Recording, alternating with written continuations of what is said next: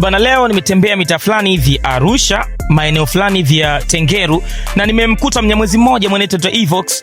Inakuaje mzee wetu? Safi kaka. Unyama? Nyama freshi. Mwanetu Evox, wewe naona ni mshikaji fulani hivi mnyamwezi, unapoa sana. Kwa mtu labda ambaye anahitaji kukufahamu zaidi, wewe unafanya michango gani?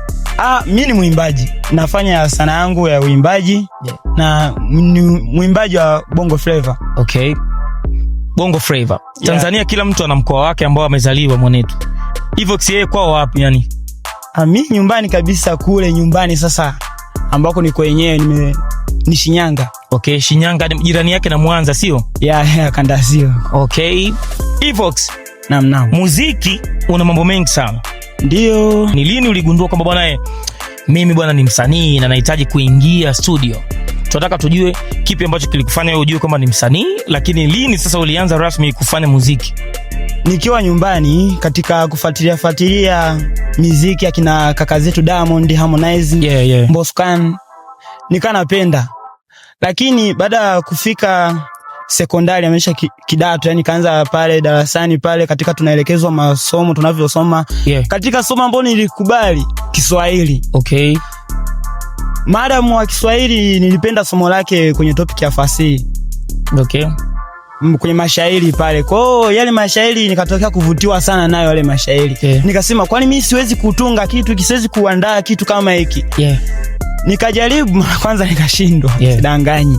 Okay. Nakumbuka siku nyingine tena kwenye kipindi chake akaja akaacha kazi ya kutunga mashairi yenye beti 5. Okay. Nikasema tuseme ni kifupi, wewe somo la Kiswahili lilikuwa ndo sababu ya wewe kuwa artist kwenye topic ya fasihi, si ndio? Yeah. Sawa. Sasa mimi nataka nijue ugumu ambao uliupata wewe siku ya kwanza ulivyoingia studio na kurecord, lakini uniambie pia urahisi ambao unaupitia wewe kwenye kuandaa kazi zako.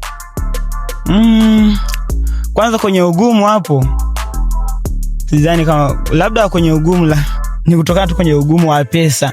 Maisha ni magumu naone. Lakini kwenye ugumu kati ya studio pale ndani hapana. Producer nakuta yupo vizuri, hasa producer wangu naye mtumia noise maker pale. Wapo vizuri sana yule kaka noise maker. Hivi bwanetu, wewe ni dharau gani ushakutana nayo ukiwa Arusha hapa?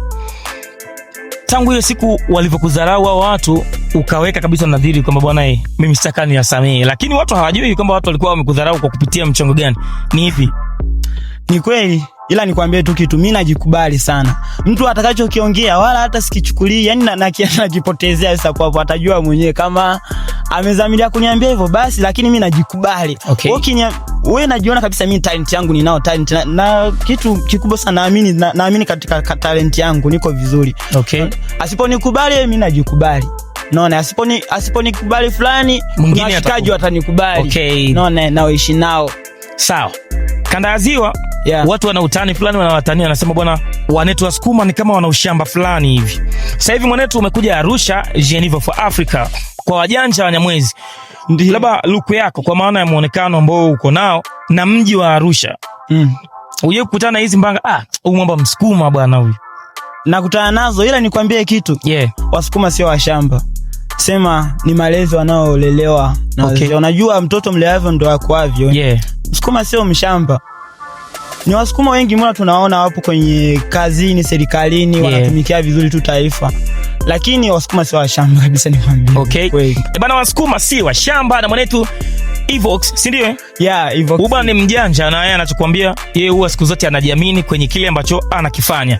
Sasa mwanangu, umeingia rasmi kwenye game ya muziki. Ndio. Mimi nataka uniambie ambavyo umejiandaa kupambana na mtu kama Fido Vato, Machali Watundu na wengine ambao wanapatikana Arusha. Uone kama mwanangu una mlima mrefu kulingana na aina ya muziki ambao unaofanya na mji ambao unaishi. Kweli kabisa. Japo mimi ni mwimbaji wa Bongo Flava kutokana na hizi nyimbo za Fido, maana ukimwangalia Fido Vato yule ni rap yule, unaona? Lakini hata mimi kwenye rap naweza. Ngoma zangu ambazo nimetengeneza rap, lakini kitu ambacho natamani sana kufanya kazi na Fido Vato. Bwana Fido, mwanetu Evox anatamani sana kufanya kazi na wewe, na kuahidi tu kwamba mimi ujumbe unaofikisha, kwa sababu mwanetu Fido ni wa kwetu, ni wa noise maker pale. Namkubali sana Fido. Evox. Tuambie nje na muziki. Ndio. Wewe unafanya kazi gani labda? Kwanza kabisa nianze nje ya muziki. Mimi nje ya muziki kazi ambayo nafanya nipo shuleni. Ni mlezi. wa watoto pale shuleni. Okay. Pia kwenye faida ya muziki hapo nitakudanganya, maana nimeanza huo mwaka 2026. Nimeanza mwezi wa kwanza sikoseni, kaachilia ngoma yangu mwaka huu, ipo YouTube pale, inafanya vizuri tu. Ina viewers 500. Unajua jina bado halijatambulika sana, ndio hivyo naweza. Naona kwenye faida bado hapo nitakudanganya, maana bado sijatambulika, lakini inshallah naamini sana Mwenyezi Mungu, ipo tu siku itafika. Okay. Tukiachana na huko, sasa mimi mwanangu nataka uambie watu unapatikana vipi, lakini kazi yako mpya ni lini watu waitegemee kwenye mitandao huko, watu wakimtaka Evox? Napatikana jina Evox Loyo, search pale utakuta ngoma hadi sasa hivi na ngoma moja YouTube. Lakini leo siku ya Jumapili jioni saa 12 napenda kuambia mashabiki naachilia wimbo wangu Sina Imani. Wimbo ni mkali sana, umegusa hisia nyingi, ziko pale TikTok, nimeachilia ki-challenge, kimepokelewa vizuri sana, nashukuru. Okay.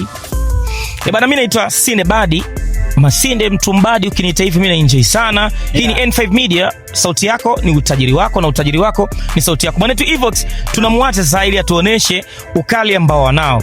Anaimba vipi, lakini utunzi ni vipi, kama ambavyo amekwambia usiku wa leo ataachia ngoma yake ambayo inakwenda kwa jina la Sina Imani. Tuone ni kweli imani hana, wana imani anatuchora tu.